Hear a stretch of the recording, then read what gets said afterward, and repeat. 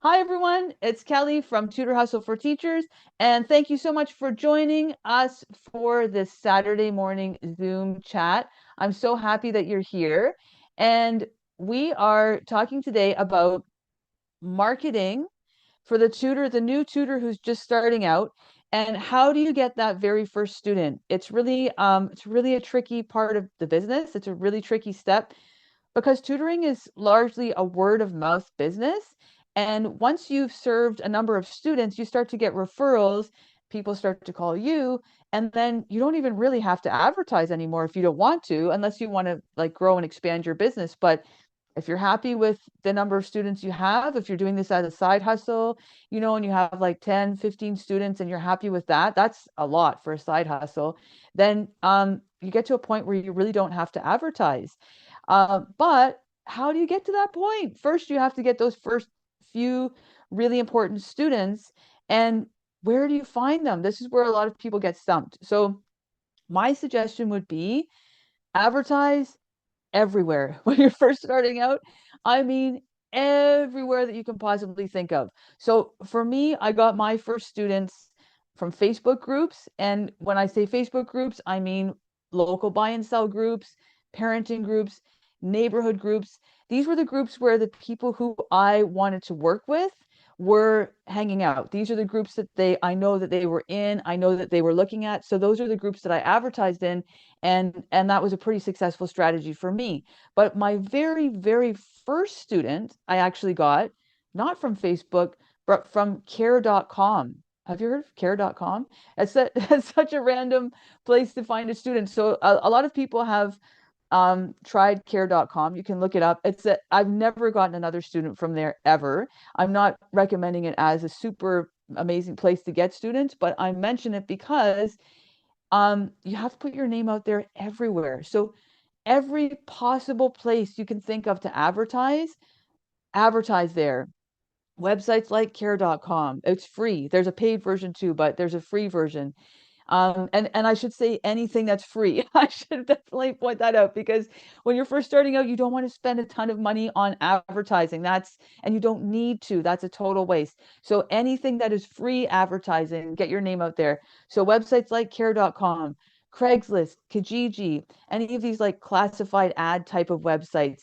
If you can advertise on Facebook Marketplace, I know where I live in my jurisdiction, we're not allowed to advertise as a tutor on Facebook Marketplace, but that depends on where you live, right?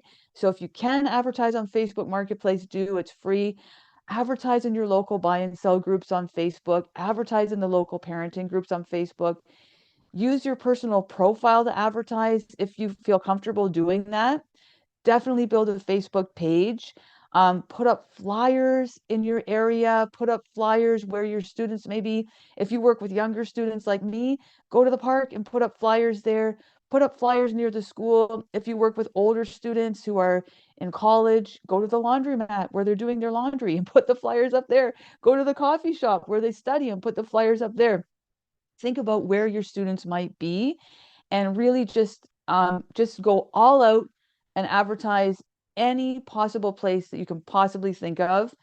Go ahead and advertise there. I'm going to put a link in the description box to this video of a freebie that Joanne Kaminski has, that says, I think it's 50 plus ways to find students, and she lists like a whole bunch, like a whole big, huge list of places that you can advertise. So that gave me a lot of inspiration when I was first starting out. So I'm going to link that list for you as well because it's a really comprehensive list. You really have to just get your name out there everywhere. And if you put your name out in like 10 different places, um, nine of them may not work or do anything, but one of them may. If you put it out in 20 different places, maybe one of those places will work. You don't know what's going to work. That's the thing. You don't know where you're going to find that first student. So you just have to get your name out there everywhere.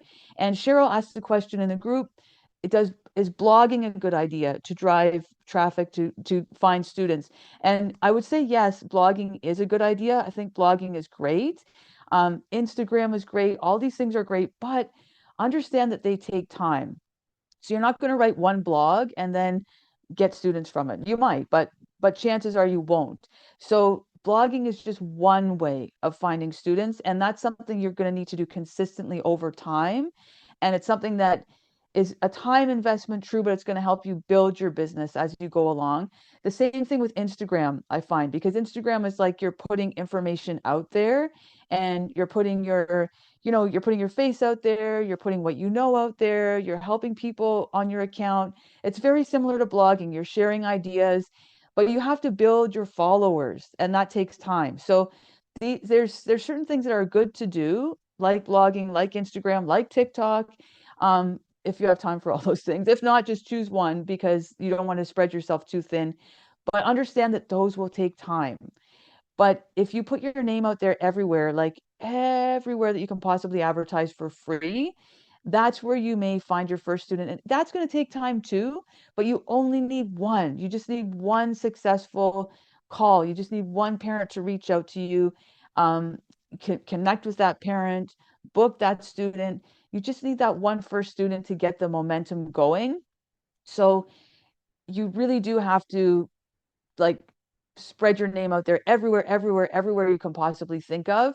And don't put all your eggs in one basket at first. So don't focus just on one thing at first. Try everything. Try every type of marketing you can think of that's free, and then get the first students coming in, and then you can sort of focus down more. Say, okay, I got a lot of students from Facebook, I'm going to focus on just advertising on Facebook now. Or I got a student from Instagram, I'm going to focus on just advertising on Instagram now. Or I got students from my flyers that I put up at the park, so I'm going to focus on putting up more flyers at the park. So just try everything to get those first students and see what works. And I will definitely link that list below for you from Joanne, and you can check that out because she has a lot of great ideas to advertise. For when you're just getting your first students, that list is going to be gold. It's going to help you out so much. So I hope these tips were really helpful to you. And if you have any questions, please let me know in the comments. I would love to help, and I'd love to answer your questions for you. Thank you so much for joining us today. And I hope that you have a wonderful Saturday. If you like this video, don't forget to give it a thumbs up and subscribe for more great tutoring tips. Thanks so much. And thanks, Teresa, for joining me today. It was great to chat with you. Bye, everyone.